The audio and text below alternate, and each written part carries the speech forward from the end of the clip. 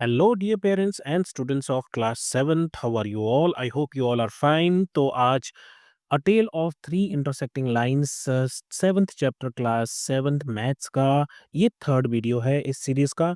पहले दो वीडियोस में हमने बात की थी कि ट्राइंगल क्या होता है, किस तरह के होते हैं ट्राइंगल्स, किस तरह से जो दो इंटरसेक्टिंग सर्कल्स हैं वो जन्म देते हैं एक ट्राइंगल को। फिर हमने बात की थी कि किस तरीके से डिफरेंट ट्राइंगल्स बन सकते हैं। जैसे अगर दो एंगल्स और एक साइड दी हो या एक साइड और दो एंगल दिए हों तो किस तरीके से हम ट्राइंगल्स को कंस्ट्रक्ट कर सकते हैं, ये सब हमने पिछले वीडियो में देखा था। तो आज हम क्या करने वाले हैं, आज हम बात करेंगे आपके पेज नंबर 164 से आगे।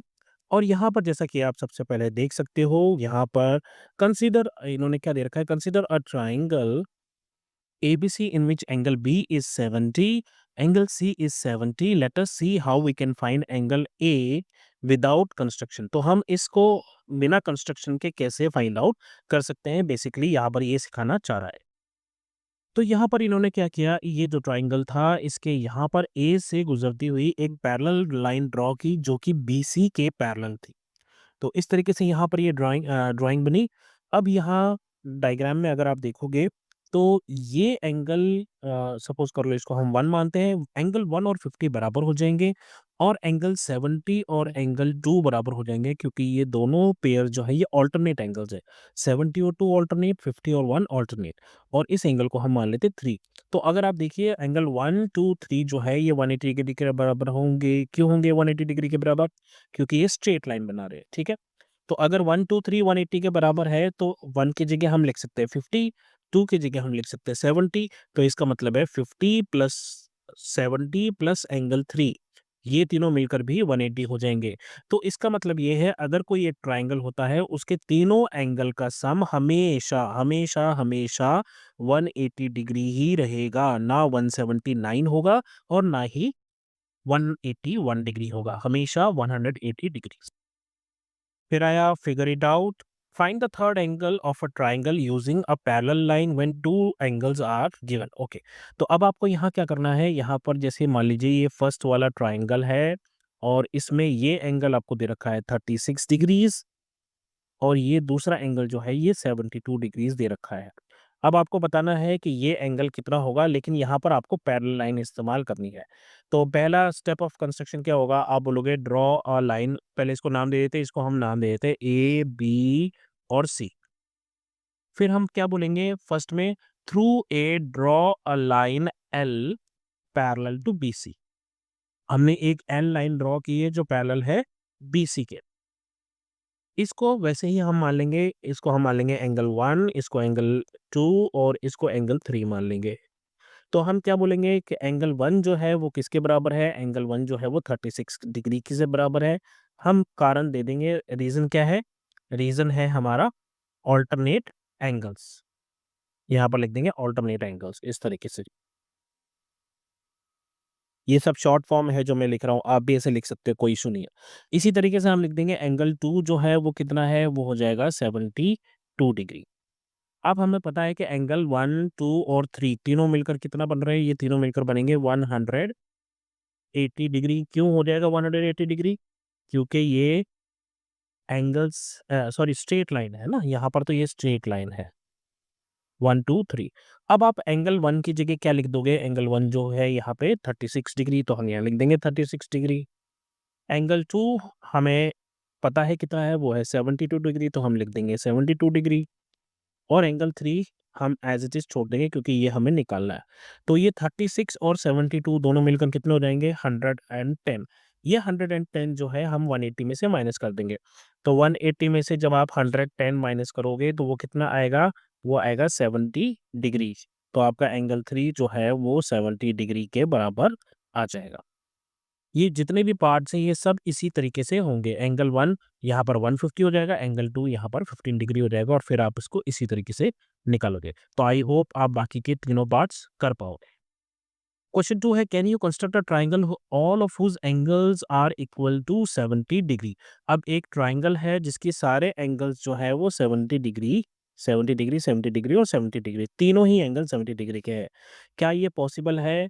तो हमें पता है कि ट्रायंगल के तीनों एंगल्स किसके बराबर होते हैं जी? ये होते हैं 180 डिग्री के बराबर। अब 70, 70 और 70, 3 बार 70 है, 7 3 ज़ा 21, तो इनका सम कितना हो जाएगा? ये हो जाएगा 210 डिग्रीज़। तो ये पॉसिबल नहीं है, ठीक है? If all the angles in a triangle have to be equal, अगर सारे एंगल्स बराबर हों, तो हर एक एंगल कितने का होना चाहिए? तो हमें पता है कि तीनों मिलकर 180 डिग्री के बराबर है। अगर तीनों बराबर हैं, ठीक है? तो आप कह सकते हो कि ये तीनों बराबर हैं, तो हम क्या करेंगे? 180 डिग्री को 3 से डिवाइड कर देंगे क्योंकि तीनों बराबर हैं।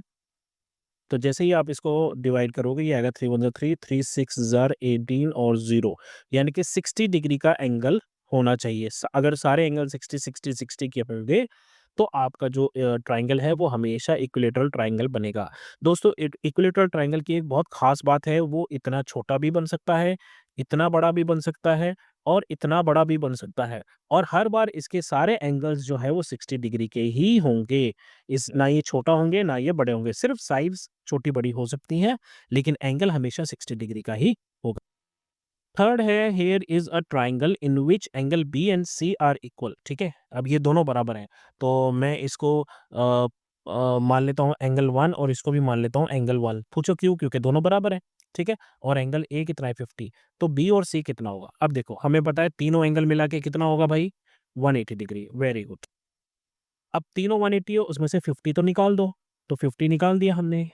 पीछे कितने बचे जी? पीछे बचे हमारे 130 डिग्रीज़।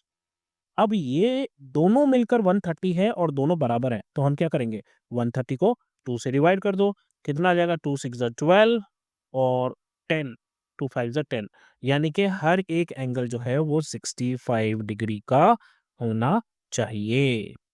अब सवाल पैदा ये होता है कि इसको लिखेंगे कैसे? तो आप इस तरीके से लिख सकते हैं, since in a triangle angle A, B और सी तीनों मिलकर 180 डिग्री, तो बी और सी कितना होगा? हम एंगल ए को माइनस कर देंगे। एंगल ए कितना है? 50 डिग्री, तो 180 में से 53 गया तो 130 आ गया। अब यहाँ पर मैंने लिखा है एंगल बी प्लस सी की जगह एंगल बी प्लस बी, क्यों? क्योंकि बी और सी दोनों बराबर ही हैं, तो मैं किसी को भी लिख सकता हूँ। यहाँ से हो गया 2 टाइम्स एंगल बी इज़ 130 और एंगल बी की वैल्यू कितनी आ गई? 65, लेकिन एंगल बी और एंगल सी दोनों आपस में बराबर है, इसका मतलब है अगर एंगल बी 65 है तो एंगल सी भी 65 होगा। उसके बाद है एंगल सम प्रॉपर्टी, ये वही चीज़ है जो अभी हमने डिस्कस कर ली है दोस्तों, कि कोई भी जो ट्रायंगल होता है उसमें एंगल जो है वो 180 डिग्री के होते हैं। यहाँ पर इन्होंने कलर कोडिंग करके आपको दिखाया है, रेड एंगल के बराबर है और ग्रीन जो है वो ग्रीन के बराबर है। तो इस तरीके से ये जो है angle 2 plus angle 4 plus angle 5, ये तीनों मिलकर 180 डिग्री होंगे। नेक्स्ट होता है एक्सटीरियर एंगल्स। एक्सटीरियर एंगल क्या होता है दोस्तों? अगर कोई भी एक ट्रायंगल है और उसकी आप कोई भी एक साइड उसकी एक्सटेंड कर दो, चाहे ये वाली साइड एक्सटेंड कर दो, तो ये एक्सटीरियर एंगल हो गया। एक्सटीरियर का मतलब क्या है? बाहर वाला एंगल। तो ट्रायंगल के बाहर जो एंगल बन रहा है, इसकी साइड के साथ, है ना? ये वाला एंगल, ये भी एक्सटीरियर हो गया, और इस तरीके से यहाँ पर ये जो एंगल बन रहा है, ये भी एक्सटीरियर एंगल हो गया। अब इंटरेस्टिंग बात ये है, एक्सटीरियर एंगल क्यों पढ़ाया जा रहा है यहाँ पर? ये जो एक्सटीरियर एंगल है ना, ये एंगल ए और एंगल बी दोनों के सम के बराबर होगा। यानी कि ये जो एक्सटीरियर एंगल है, ये ए प्लस बी के बराबर होगा। अब ऐसा क्यों होगा? ये ए और बी के प्लस बराबर क्यों होगा? क्योंकि आप देखो, ये जो ट्राइंगल है ए बी और ये वाला एंगल सी, ये तीनों 180 डिग्री के बराबर होंगे। सही बात है। क्यों? Angle sum property. और ये सी दोनों मिलकर 180 डिग्री होंगे। क्यों? क्योंकि ये भी जो है किसके बराबर है? ये स्ट्रेट एंगल के बराबर है। ये वाला एंगल दोनों में कॉमन आ रहा है, दोनों ही तरफ, तो हम इस एंगल को हटा ही देते हैं थोड़ी देर के लिए। तो इसका मतलब है ये एक्सटीरियर एंगल इन दोनों इंटीरियर एंगल के बराबर होगा। तो इसको बोलते कैसे हैं कि exterior angle is equal to the sum, यानी कि addition of opposite interior angles. यानी कि बाहर वाला exterior angle opposite interior angles के एडिशन यानी कि सम के बराबर होता है। फिर है आपका next, construction related to altitudes of a triangle. Altitude क्या होता है दोस्तों? ऊंचाई, हाइट। जैसे अगर ये हमारी अर्थ है इस तरीके से, तो इस पे जो भी पोल जैसे खड़े भी होते हैं इस तरीके से, वो एल्टीट्यूड कहलाते हैं, हाइट कहलाते हैं, ठीक है? तो यहाँ पर जैसे ये ट्रायंगल है, इस ट्रायंगल की हाइट यानी कि एक ऐसी लाइन सेगमेंट एडी जो है वो बीसी यानी बेस के ऊपर 90 डिग्री का एंगल बना रही है, ठीक है, परपेंडिकुलर लाइन बना रही है। अगर आप ध्यान रखो, हमने परपेंडिकुलर पढ़ा था, तो ये एल्टीट्यूड जो होते हैं ये परपेंडिकुलर लाइन होती है बेस के ऊपर। अब जैसे यहाँ पर अगर हम एसी लें तो एसी के ऊपर ये लाइन जो है बीई, यहाँ से लेकर यहाँ तक ये लाइन जो है ये 90 डिग्री का एंगल बना रही है। तो हम कह सकते हैं कि बीई जो है वो परपेंडिकुलर है या एल्टीट्यूड है किसके ऊपर, एसी के ऊपर। तो इस तरह से हम इसको लिख सकते हैं। अब ये ज़रूरी नहीं है कि परपेंडिकुलर हमेशा अंदर ही बने, परपेंडिकुलर या एल्टीट्यूड कभी-कभी बाहर भी बनते हैं। जैसे ये ट्रायंगल है, ठीक है? अब आप बीसी के ऊपर एल्टीट्यूड बनाना चाहते हो। एल्टीट्यूड जो है वो हमेशा अपोज़िट कॉर्नर से आता है, ठीक है? जैसे यहाँ पर हमने ये ट्रायंगल लिया था, तो इस कॉर्नर से स्टार्ट होके और बेस के ऊपर परपेंडिकुलर जाता है, इस तरह से। अब यहाँ से अगर हम स्टार्ट करें तो 90 डिग्री का एंगल बनेगा ही नहीं। कहीं पर भी हम कोशिश करेंगे 90 डिग्री का एंगल नहीं बन पाएगा। ये सारे ऑब्ट्यूज़ एंगल बन रहे हैं। इसीलिए इन्होंने क्या किया है, ट्रायंगल के बाहर इस तरीके से लाइन को ड्रॉ किया है और यहाँ जो एंगल बन रहा है ये 90 डिग्री का है। तो कभी-कभी एल्टीट्यूड, हाइट जो है परपेंडिकुलर जो है वो ट्रायंगल के बाहर भी बन सकता है। इसमें कोई प्रॉब्लम नहीं है। Construction of altitude of triangle किस तरीके से बना सकते हैं? तो दोस्तों जैसे ये मान लो एबीसी हमें ये ट्रायंगल मिला है और हमें इसका एल्टीट्यूड बनाना है। तो आप क्या कीजिए, बेस के ये जो साइड है यहाँ पर आप स्केल रख लीजिए। जैसे आपने ये यहाँ पर इसने ये रखा हुआ है रूलर, इसको रख लीजिए। और आप हमेशा सोचते रहते हैं ना कि आपकी ज्योमेट्री बॉक्स में ये वाला क्यों दिया हुआ होता है ट्रायंगल शेप में। तो इसका कारण है ये यहाँ पर इस्तेमाल होता है। कुछ लोग सोचते हैं सारी ठीक है, कंपास का इस्तेमाल हो गया है ना, रूलर का इस्तेमाल हो गया, ये किस काम आता है। तो अब आप इसको इस तरह से रखेंगे और फिर धीरे धीरे इसको आगे की तरफ खिसकाएंगे, ठीक है, और आगे के खिसका के इसको यहाँ तक लेकर आएँगे। तो उससे क्या होगा, जब ये इस तरीके से पहुँच जाएगा, तब अब आप यहाँ पे एक लाइन इस तरह से ड्रॉ कर पाएँगे जो कि आपका परपेंडिकुलर या एल्टीट्यूड बन जाएगा। तो इस तरीके से आप इस पे बना सकते हो एल्टी। जहाँ तक सवाल है राइट एंगल ट्रायंगल का दोस्तों, तो राइट एंगल ट्रायंगल एक ऐसा ट्रायंगल होता है जिसमें एक एंगल 90 डिग्री का होता है। अब इसमें एल्टीट्यूड कैसे ड्रॉ करोगे आप? इसमें एल्टीट्यूड ड्रॉ करने की ज़रूरत ही नहीं है। क्यों? क्योंकि ये ऑलरेडी परपेंडिकुलर है। आप देखिए ये दोनों लाइनें 90 डिग्री के ऊपर है, एक दूसरे पर 90 डिग्री के एंगल में है ये। तो फिर इसका मतलब ये हुआ कि यहाँ पर एल्टीट्यूड ऑलरेडी बना हुआ है। एबी जो है वो बीसी पर एल्टीट्यूड है और आप ये भी कह सकते हो बीसी जो है वो एबी पर एल्टीट्यूड है। टाइप्स ऑफ ट्रायंगल्स अगर हम बात करें तो यहाँ पर साइड के बेस पे दे रखा है। अगर किसी ट्रायंगल की तीनों साइड इक्वल है, उसको हम बोलते हैं इक्विलेटरल ट्रायंगल। तीनों साइड्स बराबर। अगर 2 साइड्स बराबर है तो हम उसको बोलते हैं आइसोसेलेस ट्रायंगल। और अगर कोई भी साइड इक्वल नहीं है, तीनों ही साइडें जो है उसकी अलग-अलग है, तो उसको हम बोलते हैं स्केलर ट्रायंगल। इसके अलावा ये तो साइड की बात हुई, ठीक है? अगर आप बात करो एंगल्स की, तो एंगल्स के बेस पे भी ट्रायंगल्स जो है वो डिफरेंशिएट किए जाते हैं। ठीक है? उनको हम क्या बोलते हैं, इन्होंने यहाँ नहीं दे रखा है, जैसे मैं बताता हूँ। जैसे एक ट्रायंगल ये होता है जिसमें सारे एंगल्स जो है वो एक्यूट एंगल होते हैं, यानी कि 90 डिग्री से छोटे होते हैं। एक ट्रायंगल तो ये बन गया, इसको हम क्या बोलेंगे? Acute angled triangle. एक ट्रायंगल बनता है इस तरीके से जिसमें एक 90 डिग्री का एंगल होता है, इसको हम बोलते हैं राइट एंगल्ड ट्रायंगल, मतलब एक ट्रायंगल जिसमें राइट एंगल है। और एक बनता है ऐसे ऑब्ट्यूज एंगल ट्रायंगल जिसमें एक एंगल जो है वो 90 डिग्री से बड़ा होता है। तो इसमें सारे 90 डिग्री से छोटे हैं, इसमें एक 90 डिग्री का है और इसमें 90 डिग्री से बड़ा है। चलिए figure it out, construct a triangle ABC, BC 5 centimetre, AB इतना, सीए इतना, और construct an altitude from A to BC. तो पहले हम एक रफ डायग्राम बना लेते हैं जिसमें एबीसी इस तरीके से एक ट्रायंगल बनेगा और इसमें ये ए, ये बी और ये सी, बीसी ये आपका 5 सेंटीमीटर हो गया, ये आपका 6 सेंटीमीटर हो गया, ये आपका 5 सेंटीमीटर हो गया और यहाँ से आपको एक एल्टीट्यूड ड्रॉ करना है जो कि 90 डिग्री का होगा बीसी पे। इसको हम नाम देंगे ए डी। तो ये हमारी रफ फिगर हो गई। आइए इसको कंस्ट्रक्ट करना सीखते हैं। चलिए स्टार्ट करते हैं। तो सबसे पहले हम लेंगे ए से एक रूलर और रूलर लेने के बाद आप क्या करेंगे, सबसे पहले बीसी ड्रॉ कीजिए जो कि आपकी 5 सेंटीमीटर है। इस तरीके से आपने ड्रॉ कर दिया।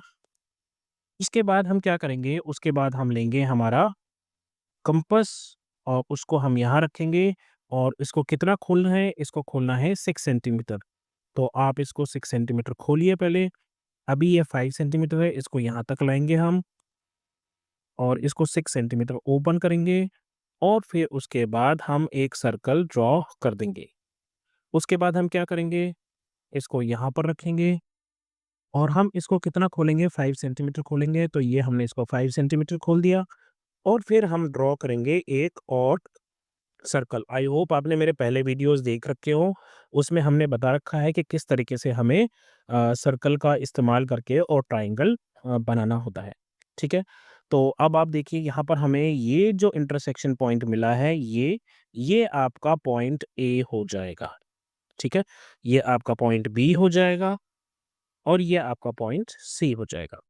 तो आप क्या कीजिए, यहाँ से लेकर यहाँ तक इसको ए को जॉइन कर दीजिए ऐसे और इस तरह से आप इसको जॉइन कर दीजिए। फिर दूसरी लाइन को जॉइन कीजिए। इस तरीके से आप दूसरी लाइन को भी यहाँ पर कनेक्ट कर दीजिए। तो इस तरह से आपके पास जो ट्रायंगल आएगा एबीसी, ये वही ट्रायंगल है जो आपको बनाने के लिए कहा गया था। अब आप क्या करेंगे, वो जो अभी हमने देखा था, उसको आप स्केल को यहाँ पर इस तरीके से रखेंगे। आप किस तरीके से रखेंगे स्केल को? जैसे उस पिक्चर में रखा गया था स्केल को, आप इस तरीके से स्केल को यहाँ रखिएगा ऐसे और वो जो ट्रायंगल वाला आपने देखा था अभी इस तरीके से, उसको यहाँ पर रखिएगा और लाइएगा और इस तरीके से यहाँ लाइन ड्रॉ कर लीजिएगा। नेक्स्ट क्वेश्चन है, construct a triangle T R Y try with R Y इतना, टी आर इतना और आर इतना। तो हम क्या करते हैं, हम जैसे एक ट्रायंगल हमने ये बना लिया, ठीक है? ये हो जाएगा टी, ये हो जाएगा आर और ये हो जाएगा हमारा वाई। तो आर वाई हमें कितना दे रखा है, ये 4 सेंटीमीटर दे रखा है हमें और टी आर जो है ये हमें 7 सेंटीमीटर दे रखा है और एंगल आर ये जो है ये 140 हमें दे रखा है। तो अब ये जो एंगल, ये ट्रायंगल है, इसमें 2 साइड्स और एक इंक्लूडेड एंगल हमें गिवन है। ये अगर आपने पहला वीडियो नहीं देखा हो तो इसको ज़रूर देख लेना किस तरीके से इसको ड्रॉ करते हैं। वैसे मैं ये आपको अभी ड्रॉ करके दिखाता हूँ और फिर हमें यहाँ पर टी से एक एल्टीट्यूड ड्रॉ करना है आर वाई पर। तो ये हमारी रफ फिगर हो गई है। आइए अब इसको हम फेयर फिगर बनाते हैं, कंस्ट्रक्शन करते हैं। तो सबसे पहले हम आर वाई जो कि 4 सेंटीमीटर है उसको ड्रॉ कर लेते हैं। यहाँ पर आ गया आर वाई। उसके बाद यहाँ पर हमें पता है कि हमें 140 डिग्री का एंगल यहाँ पर ड्रॉ करना है। तो हम यहाँ रखेंगे। अब लाइन इस तरफ है तो 0 भी यहाँ से स्टार्ट होगा। 0, 10, 20, 30, 40, 50 और ये आ गया हमारा 140 यहाँ।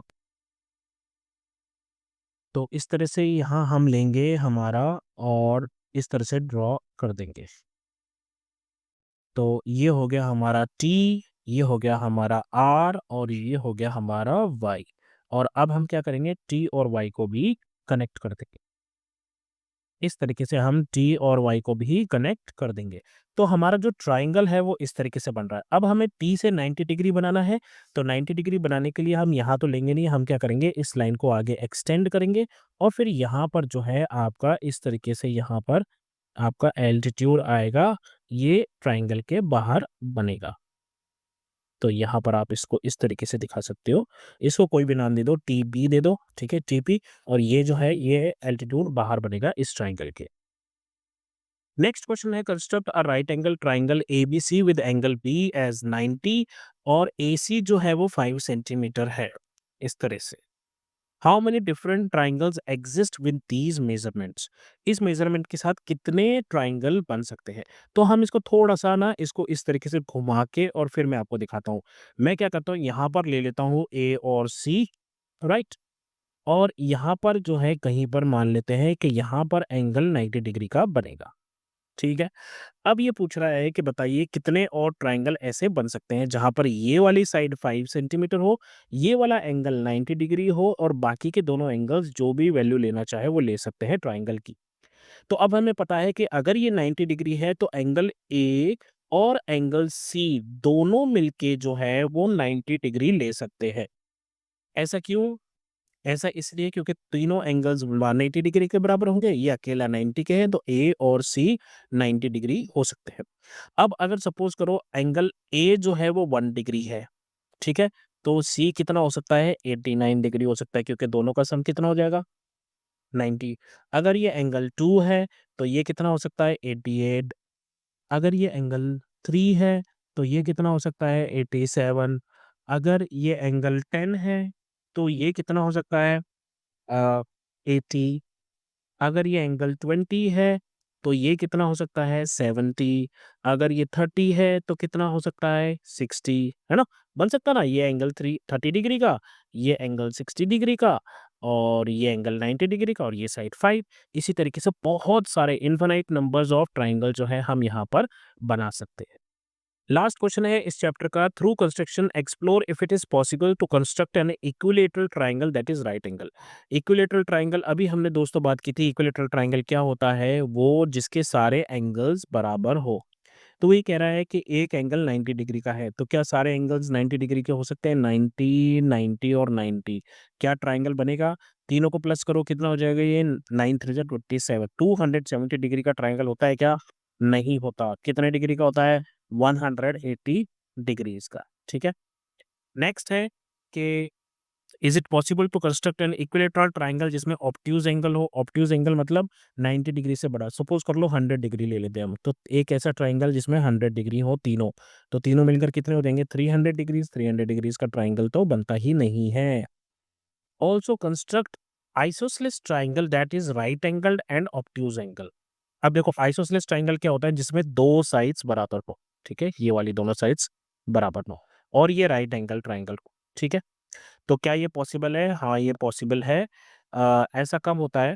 अगर ये 90 डिग्री का है और ये एंगल 45 डिग्री के बने, तो पॉसिबल है कि ये भी 45 और ये भी 45, दोनों एंगल बराबर होने चाहिए।